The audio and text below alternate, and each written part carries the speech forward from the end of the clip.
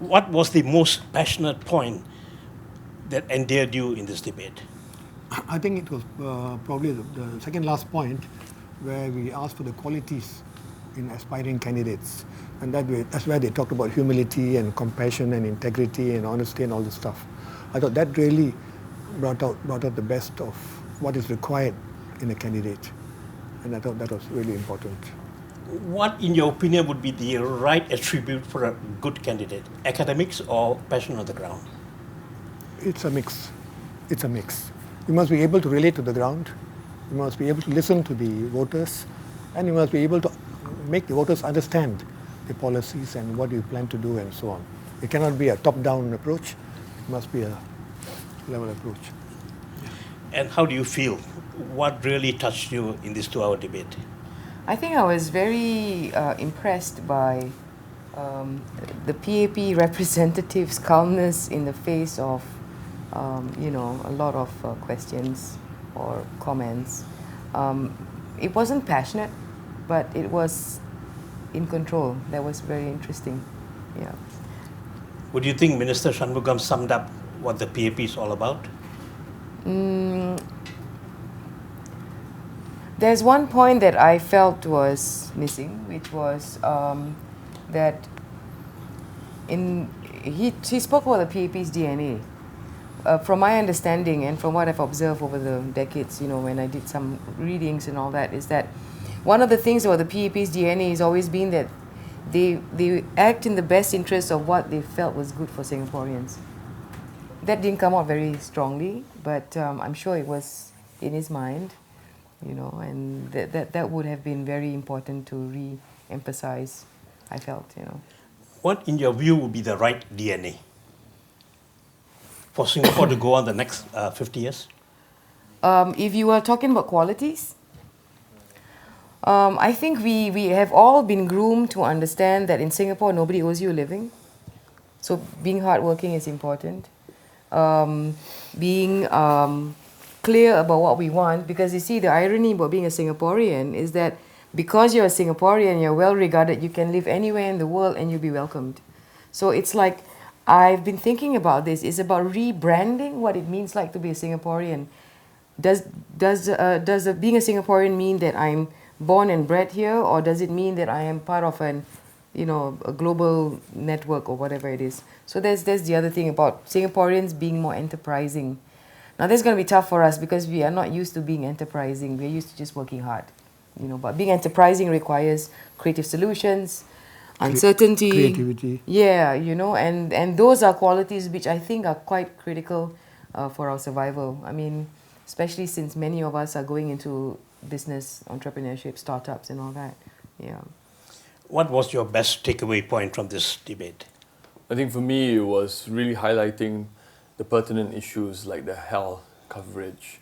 I think Shanmugam and Paul had a good session. There was a lot of chemistry that went on, and I really enjoyed the whole entire session. And it's helped me put together what has been going on in the last 4 or 5 months to give me a very, very clear perspective of what needs to be done for the next 5 years, 10 years. And I think the raising the questions about the fighter jets, decisions like these, the TTP, these were things that I really didn't have the time running a company to go into. And so I speak for a layman. And I think it's important to know these things, just to know that we have people on the ground covering all areas. And so yeah, I think integrity, they mentioned key points like integrity, humility was a big point that was raised from the candidates. Because it's so easy to say, I'm going to do all these things and then later not perform. And who's going to hold you accountable? And of course we say, yeah, we have people to hold us accountable. But I think the key point was WP is saying, well, we're not in jail. And he mentioned that point, And so why didn't they take them to task all the way? So again, that's going to be the Trojan horse, if anything. So I'm going to look forward to this election. It's going to be my 3rd election. I'm going to be voting in. I'm very excited. You mentioned the planes and the fighters on the sky. That's right. But what the immediate man on the street looks for bread butter issues, Yes. heartlander issues. Yes. Do you think that will really create that erosion of votes for the PAP? Absolutely, you're absolutely right. You know, having to struggle with these fears of where am I going to stay. You know, they've managed to curb the people living in tents, living in vans. We've had some of these issues. Why is that so? Well, again, they've allowed casinos to come in. Many people have been irresponsible. Who's to blame, right? The big question is who's to blame. And I think it's a consensus that they made in 2005, which they're going to have to bear the consequences. The big question is, are we going to have the third casino? You know, are we a large enough economy, social fabric to handle such struggles? And if you point to Las Vegas or other economies, we have to realize that these are just isolated areas that it's allowed in. So these are questions that I think are good to be raised and good to be debated. Thank you for IQ. Among the grassroots, grasslander issues, what about the multiracialism and from even the Malay perspectives? Do you think the Malay profile has gone higher in recent years? How do you mean profile gone higher? From education to raising the overall profile of the Malay No, community? you know something, okay, first and foremost, I can't speak on behalf of the Malay Muslim community, but I have noticed this. The problems of the Malays is not the same across the community. There are some Malays who are doing extremely well, and there are some who are struggling, and many who are in the middle class. Now, if you were to look at the Chinese, if you were to look at the Indians, you see the same patterns happening. That's ironically why we've got SINDA, CDAC, Mendaki. I would prefer to look at what are the struggles that the the lower classes are facing. Not lower class, I hate using that word, but those who are struggling, the bottom 20%, whatever it is, they're struggling. What can we do to help them? And of course, apparently the Malays are overrepresented in that segment, but we should care for each other. You know, it's not just a Malay issue, Indian issue, Chinese issue. Those who have taken care of their education are doing very well. Those who have stretched themselves, they have been progressing. And whatever complaints they've got are similar to any Singaporean. So for example, forgive me for being very open, but the challenge of having foreigners come in and displacing people in that way from certain jobs, I hear a lot of that. But I always encourage them to speak up, take action, do something about it, don't just complain. You see? And So- Singapore's been a country of meritocracy, Right. academics. Education is the only ticket to move up. Has the government done a good job the last 20, 25 years to arouse the whole multiracial population? So, excuse me. I think they've been placing an overemphasis on degrees and so on all these years. You have to have so many degrees, or it is an NUS degree is not enough. You have to go abroad, and that is meritocracy has gone into. It has sort of bred a bit of elitism in its wake. You know, and to become a minister or even a senior minister, for example, you need to be a scholar. You need to have gone overseas to a top-notch university and got the best degree, and so on. Those days, they never thought about all these things. No? And we all were young. We never thought about all these things, and we all worked up the same way. And in our schools, for example, we had students from all types of strata, low income, high income. We never thought that he was high income and I'm low income and so on.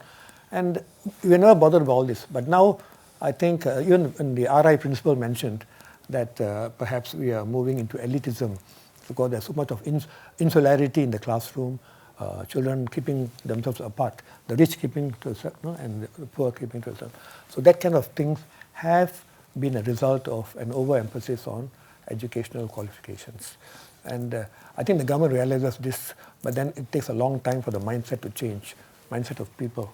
Because people are still glued to the idea that if my child goes and gets the best education in Singapore or overseas, then he will do better than the others. And then that comes with parentocracy, tuition on tuition and tuition and tuition. So this kind of problems. So these are the problems which government should tackle in the long run. I like the word you use, elitism. Won't our neighbors look at Singaporeans as being elite and sikit atas above the whole region? Well, I get that when I go over to JB for retreats, and I meet up with some of the parishioners there, and they look at us. Well, strangely enough, some of them look at us with a lot of admiration and awe. Wow, you're a Singaporean, you know. So in a sense, it's good as long as we know how to keep humble and use that everything, that armament that we've developed, that red passport, and say that, look, how can I help you? Right? I have all this, and I can't get away from the fact that I'm blessed. The very fact that I'm born in Singapore, I'm very blessed. I thank my parents, I thank people around. The key point, I guess, like what you were mentioning, is how do we bridge the gap? Because at the end of the day, you and I are one, right? We're all human beings. We all love the same things in that sense, right? So... And that's the same problem we face in the grassroots on the void decks too, right? Right? Between your neighbor who's really poor, who really needs a Milo tin or a milk tin, right? Compared to you driving a car and just going off. How can we solve that problem? Honestly, I mean, we need to stop being too busy. I'm talking about those who are doing well. We need to spend some time to think about those who are not doing so well. A lot of us, in those who are doing well, they have their own challenges and they work long hours and this and that. But hey, we need to start behaving like a developed country where we give back. And show more compassion to our neighbours. And there's a lot of compassion going around actually on the grassroots level. A lot of spontaneous volunteer groups, a lot of fundraising efforts, very kind like people. that poor gentleman who lost his hands and feet to some bacteria eating flesh or something. People are there's generosity. She said, I think we Singaporeans need to start not feeling so shy doing stuff like that, because we're so used to letting the government organize things for us. So I think there needs to be, somebody mentioned in the audience, a political culture. I would like to think of it as political maturation, where you think more about just beyond your personal concerns. It's not going to be easy though, because we live in a very high pressure society. Because some people who are elitists, so-called elitists, they become selfish in their own way, and they only look after themselves and their family and all that. They don't think of the neighbor, they don't think of the heartland, people and so on. So you find that pretty common sometimes.